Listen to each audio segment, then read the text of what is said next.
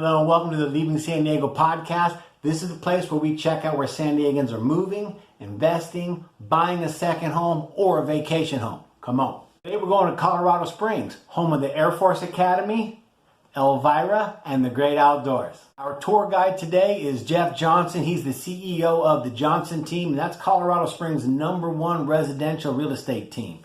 Let's see why Jeff loves his city so much. Let's go.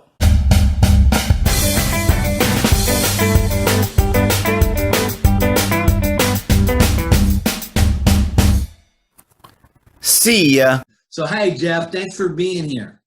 Yeah, absolutely. You ready to get into this? I'm ready.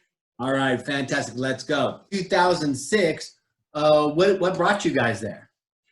We've always wanted to come here. We just wanted to come to Colorado. I'm from the Chicago area. So, okay. Yeah, so I started out there, but it was always my dream to get out in the mountains. It was my parents' dream. I left when I was 18, went to Wyoming, met my wife there, and then eventually ended up in Denver. That was too much for us, so we came to Colorado Springs. It's kind of a happy medium. Right on, right on. You know what? I was stationed in Denver for a while, and the weather, even when it was cold, was very acceptable. It was right. like It doesn't feel as cold. Yep. You could get away with a hat, long sleeve shirt, and gloves Yep. when it was snowing. All righty. So now, why do you love the city so much? It's kind of the I guess a lot of people will call it I've been calling it that forever. I like to think I started it, but I probably didn't. But we all call it like the big little city. It got almost everything a big city would have. Our downtown's growing. There's stuff happening there. It's fun. I mean, it's not like there's not as much as Denver going on downtown, but it's getting there. They're trying to make it into a destination so people don't go to Denver. They stay home. Sure. In Springs, and it's getting there. So there's stuff downtown, good restaurants. There's just starting to be more activities. They're building a stadium. I mean, they're doing a lot that's going to be now downtown. A stadium for the Air Force Academy or what? No, it's going to be, I'm not even 100% sure it's what teams are going to be playing there, but it won't be pro teams playing there, but it'll be like our Sky Sox, baseball team out east. Their stadiums out there. Well, now they're called the Vibes. That's what it is. They're like a s'more, the mascot's a s'more, and they're called the Vibes. It used to be. Right on. I mean, really, for me, it's the mountains. There's nowhere where you can. I mean, really, no major cities that are that close to the mountains. I mean, Denver, you got a farther drive than that. Even Boulder, I mean, you're like right up against the mountains. You're right there. And even if you're on the far east side of town, it's still a 20-minute drive. But you can literally live in houses that are on the mountains if you're west of I-25. All right. Well, now speaking of mountains, I hear you like to bike. I do. Yep. And last time we talked a couple weeks ago, you were just finishing up on a track in your backyard. Yeah. We brought in 150 tons of fill and built berms and jumps and all that. And that's the northern side of Colorado Springs, Black Forest up there. So it's all Ponderosas and. So is that a typical property out there that you'd have enough room, like acreage? Is acreage an easy thing to count? Not if you want trees. So in Colorado Springs, there's not a lot of properties with acreage. It's pretty rare to get that kind of acreage because we have 35 acres. Black Forest, you can get like 5-acre lots up there, but you definitely pay for it compared to the rest of the Springs. So the average property is, an eighth of an acre, maybe a little bit bigger, pretty small. And then but the houses are packed in there pretty good. And you pay for it if you want land, unless you're out east. You go out east into the plains, the east side of the Springs, you can get more land, but most people want to be closer in. All right. Well, one thing I learned about you just today, that you can jump 40 feet on your mountain bike. Mm-hmm. Now, did you discover that on accident? Like, was something chasing you, like a mountain lion? Well, what happened? Funny that you say that. It was kind of an accident. I meant to jump, but I didn't realize how far we were going to go.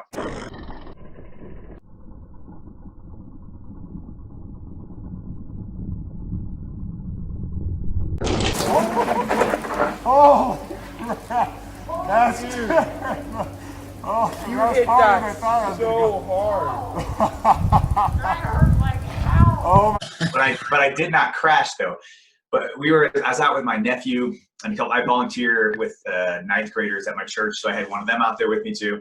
We had Cool. cool thing is we had 4 video cameras set up on this jump, because we're like, if we're gonna crash and eat it, we want this on video.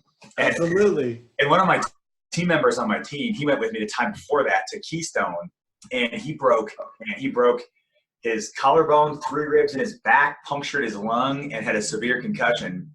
Oh no, I was talking to him. Yeah. No, I called him. I said, "Hey man, I'm just checking in." He goes, "Hey, I'm sorry to get back to you." Like he got back to me the next day. Late, but hey man, I'm sorry I didn't get back to you. I'm in the hospital. We were like, dude, stop calling your clients. We'll call them. And he was he's a rock star. He literally, his problem was he had short-term memory issues for 5 days, 4 or 5 days. And so he would keep calling the clients and having the same conversation with them. And so they thought his clients loved him. So they were kind of more worried about him, and also kind of thought that was funny. And because we had all called him, I was calling his clients and saying, "Hey, call me until we tell you different. He's in the hospital." But his wife couldn't get his phone from him, so he wouldn't let her go. So he kept calling him and would forget had that prior conversation. So, well, I guess you picked a good team. Yeah, we got good people. That says something about you. So now, what's the biggest industry there? What kind of jobs are people doing there? Man, obviously our military presence is big, because there's, I think it's 5 major military installations around the Springs. That's probably the one that everybody knows. Okay. We've got Schriever out east. We've got Peterson, the Air Force Academy. And then we have there's actually a presence of every military branch here in the Springs. But then we have Fort Carson's the big one. We've got up on Cheyenne Mountain, that base up there. I mean, so we're just surrounded. The whole city is literally surrounded by military. So that's probably the biggest one. We've got some tech here.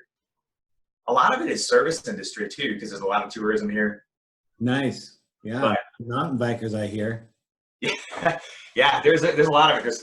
You were asking why I like Colorado Springs. It's just the outdoors. There's a lot of people here who don't do anything outside, which really surprises me. But if you like it outside, I mean, there's camping right out your back door. There's hiking, biking. If you have motorcycles, there's places to go for that, like dirt bikes. There's 4x4 roads all over. I mean, there's anything you want to do. If you don't want to hear the noise, there's hiking only trails. I mean, there's everything you want. Yeah. A lot of fishing and hunting out there too. Oh yeah. Yep. Right on. So it's a mountain man dream. It is, and it has the city too. My wife grew up in Wyoming, so she really wanted to go back to Wyoming, and this was kind of like a compromise. I grew up in Chicago. I didn't want a city as big as Chicago. I got out of there as soon as I could, but this is it's a good compromise between not too big of a city, but you have everything you need. Yeah, a couple 100,000 people somewhere's in there. No, we've got, if you count in El Paso County, we've got about 500,000. That's bigger than I thought. Yeah, and there's not really. It is really just Colorado Springs, because we don't have any other. So we're not like Denver, where there's a whole bunch of suburbs. So it really is within the Springs, and there's a few little outliers out there. But yeah, in El Paso, it's bigger than most people think. That's a proper, mid-sized to small city. Yeah, not a town anymore. Okay, right on. Okay, so let's jump into some real estate. Sure. You were saying your median home price there is $330. Mwah, that's fantastic. I know. Taxes are low too. It's ridiculous. Now that gets you. What does that get you? That gets you into an area. You could get it. Bad neighborhoods there. I don't know. It gets you into a neighborhood that's clearly a neighborhood. Houses are close together. You're not going to be there's obviously it really depends, because where you want to live, because that's why everyone says location is everything, right? So depending on what part of town you were in, there's some parts you can't get into. Really north of Woodman, it gets really hard. Woodman's kind of like a dividing line. You get above Woodman and all the prices go up. But so the northern part of town, the farther north you go, the more expensive it gets. Okay.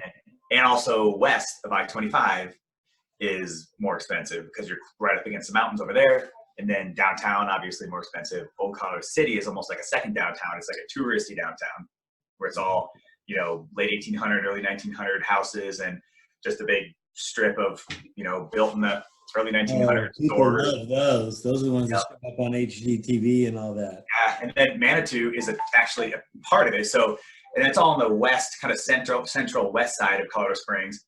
And then you get like Old Colorado City keeps going west up into the mountains basically, and then right off of Old Colorado City you have Manitou, which is actually a separate city or separate town, but it's really part of Colorado Springs.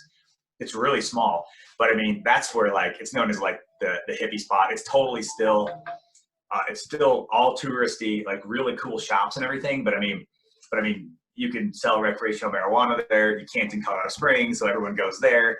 So it's a very different. You cross into that, and it's a really different feel. But it's a neat tourist area still that everybody goes. It's got the incline there where people ever look that up.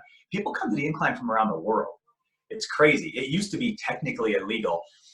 Like when Outdoor Magazine published it, they said the best illegal hiking spot to go, and like because technically they still said no trespassing, but no one ever enforced it.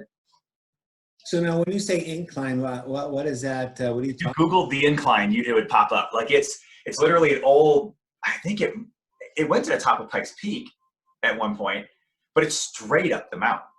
Like now there's a train that goes and it goes like this, but so it's all the old railroad ties going up. But I mean, there's parts of it that are probably a 40-degree angle going up.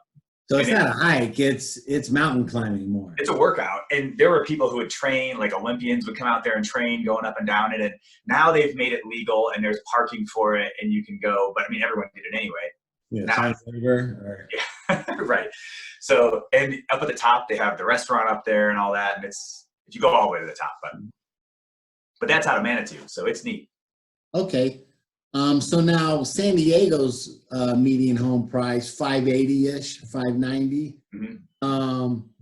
Are we in your neighborhood with 35 acres, or maybe not yet? Where do you Well, for that? so in Black Forest, a 5-acre piece of just land would cost about $250 to $300, and because we paid $675 a few years ago for that, and it was a steal. Like I saw it when it first. We've been looking for a while, and I saw when it first popped on, and I tried to get him to drop. I offered 50,000 under. They counted back full, and I signed it as fast as I could. Like it was a steal for that. Yeah, don't mess around. That's a good advice, people. Don't mess around when you find something you like. Yeah, like it. Yeah, it was. So it's unusual to find that, first of all, which is why we jumped on it so quick. But you can get 5-acre lots with older homes on it in that price range up there. But they're not going to be a real big home, and they're going to be older. They might be updated, but they're not going to be a newer home. Or some of the downtown, like the newer condos, townhomes, whatever, are any of those high end enough to be like in the 590s or anything like that? Okay. Yeah, there's a number of spots there's a few different spots getting built up now like that, but especially, so downtown, that area is changing so fast. So if anyone's interested in investing, I'm gonna be buying as fast as I can properties along Memorial Park, because it's pretty sketchy over there now, but it's Any type of property you're gonna buy up, existing houses or just land, or what? there's no more land. It's existing houses, but it's going to gentrify over there. That area is neat. It's right a massive park with a pond on it, with a lake on it, and It's a lake in San Diego. Yeah, well, yeah, we don't have lakes. So the fact that this is like, you could almost walk to downtown. You could ride a bike to downtown from there. It's close enough to ride a bike. And yet you got that huge park. I mean, this park is massive. I mean, it covers, it's got to be more than a mile or more. Like, it's just big. There's skate parks, bike parks. They do the huge balloon festivals where the hot air balloons take off from there. Oh, cool. So, yeah, so there's areas downtown where you could be in that price range. They have some pretty nice lofts that you can buy there. Same with Old Colorado City. Some people, that area, you can absolutely find nice houses that have been, built in the late 1800s, early 1900s that are fixed up and remodeled, and some of them even have been lifted with new foundations put under them. So you can get into those areas, yeah. So now if you split the difference, say around 450-ish, what would be like the coolest neighborhood you could be in for around that area? Like a 3-bed, 2-bath house? It depends what you want, because you could get, a nice updated, like a nice house west of I-25, feel like you're in a smaller town, because most of them are, kind of older. Not old, but yeah, like 80s. You can find some that are 90s, but a lot of them have been updated and fixed up. So you can get into a nice house in that price point if you're not looking for a huge house. And then you've got tall trees and, older, more mature vegetation around you, and you're right by the mountains, like hiking trails right there. And if you want to get a big house, you're going to spend more than that. Sure, sure. Now, are there any of those cool downtown area, the condos, anything like that? Could you get like into a 2-bedroom into those areas? Something smaller maybe, or talking for my hipster people that don't have kids yet? It'd be tough. You could get a single small, it depends. There are some, but it's going to be tough, especially anything newer that was built, like right downtown. However, you can get smaller single family that's a little farther out. Like I have a flip property right now that we're about to put on the market. I think it's like 1,100 square feet, 1,000 square feet, somewhere in there. Okay. 3-bedroom, 1 bath, totally redone, like quartz counters, like really nice, with the 2-car garage we put in the back. And that one we'll get like $350 for. Okay. So you can still get, and it's kind of near the old North End, right by the Patty Jewett Golf Course. So it's not walking distance from downtown, but it's still in that old section near downtown. So obviously the closer you get to downtown, you're going to pay more money. Sure, but people can be in a nice situation.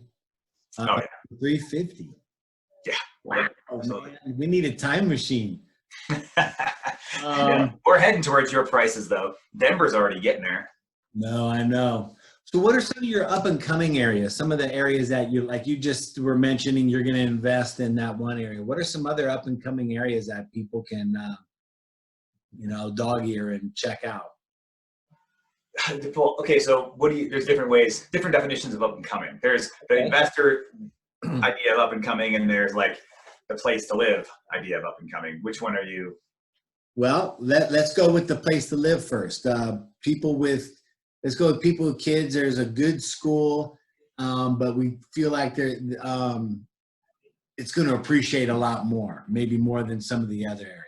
Yeah. West of I-25 always appreciates faster.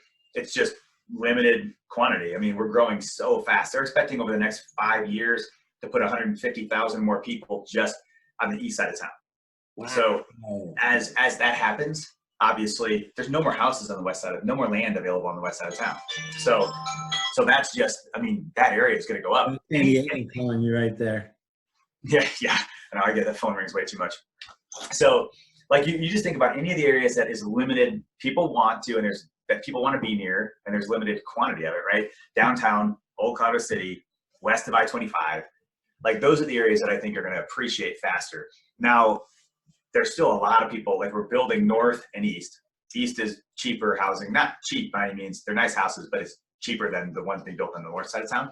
Sure. But north side of the town is the place to be. Like you're considered to be, I don't know, it's higher end. It's bougier, if you could use that word. Like it's everyone on our, it's funny because everyone on our real estate team, as they've made more money, they've sort of moved north steadily. Okay. And that's kind of the way it is with everybody. Everyone starts out down south and sort of moves north. So that's the path to prosperity. Yeah, the District 20 schools are north of Woodman Road, and those are the number one. Higher. Yep. So moving on up. Yeah. Although I don't agree. I'm somebody who thinks that the schools aren't everything. Like it's a lot more, because we did a lot. Like we've adopted 4 of our 5 out of local foster care, and so a lot of them had stuff they had to deal with, and like we needed schools that would work with us. But that in District 11 was amazing. District 11 spans a huge portion of Colorado Springs, and a massive range of income levels are in District 11. So that district really just depends on where you're at as to what that looks like. But they were super helpful with working with our kids and some of the issues they had and all that. Whereas District 20 was just some of their schools were just passing them through. When one of our kids was tested later and brought into more of like a homeschooling type program, when they were tested, they were at like a 5th and 6th grade level, and they were passing them through their junior year of high school.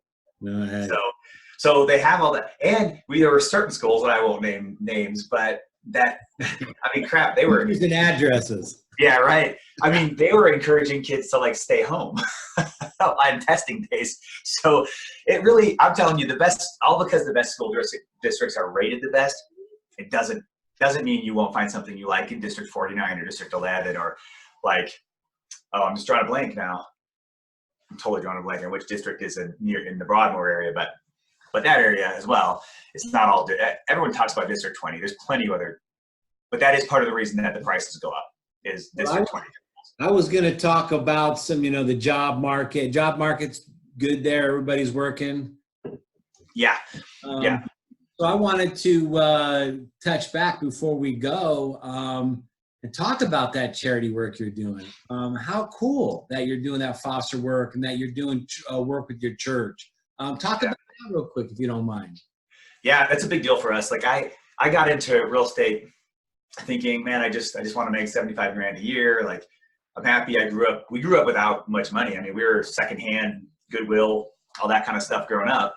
So I didn't have these big, huge dreams of what we are now. Like we'll close 400 transactions this year. And so, whoa, good for yeah. you. So, I mean, that my dreams have grown. And part of the reason for that is you can do a lot of good with a lot of money.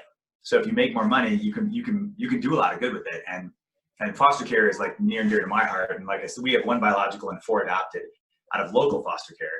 And there's such a need for it. And so so our team is into it. Our team was actually babysitting for foster parents. We were doing that for a while. So we have 35 kids in my house, and my team would be in there babysitting, letting these foster parents go on date nights, which they never get because it's hard to find people who watch kids that are really hard to deal with. And you got 5 kids or whatever, Yeah.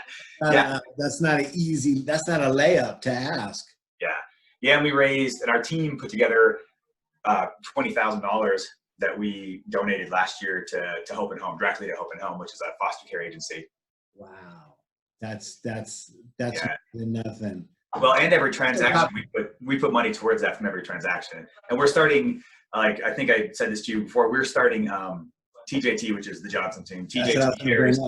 Yeah, TJT Cares, and that will be started up officially in 2020. So we'll be able to put all the money into that, and then we'll be able to have a lot more control over, what we do with it and where we put it.